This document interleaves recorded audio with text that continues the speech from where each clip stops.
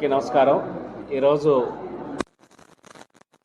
కార్యాలయంలో ఈ మీడియా సమావేశం ఏర్పాటు చేయడానికి ముఖ్య కారణం జగన్మోహన్ రెడ్డి గారు ఒక మంచి హాస్యాస్పదమైన కార్యక్రమానికి శ్రీకారం చుట్టారు.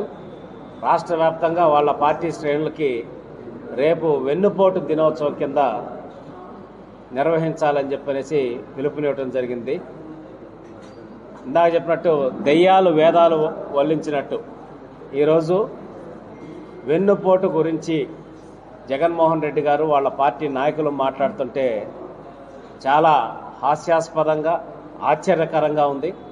ఎందుకంటే వెన్నుపోటుకి గొడ్డలిపోటుకి ఏదైనా సరే పేటెంట్లు రెండు వాళ్ళ పార్టీ వైఎస్ఆర్సీపీ పార్టీ తీసుకుంది. మీరు కావాల్సింటే గూగుల్లో గొడ్డలిపోటు అని చెప్పనేసి గూగుల్ చేయండి. జగన్మోహన్ రెడ్డి గారి పేరు అవి రాకపోతే మమ్మల్ని అడగండి.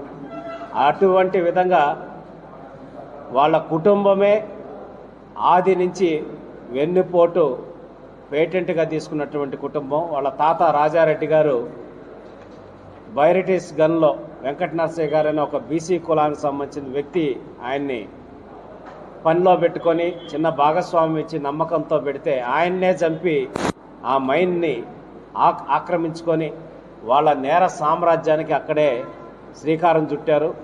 అది వెన్నుపోటు కాదా జగన్మోహన్ రెడ్డి అని చెప్పనేసి ఈ సందర్భంగా ప్రశ్నిస్తూ ఉన్నాం.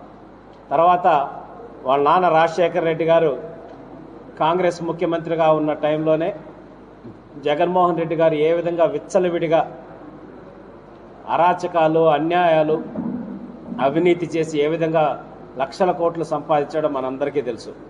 ఒక ఈడీ కేసులే 45,000 కోట్ల రూపాయలకి ఈడీ కేసులే అటాచ్మెంట్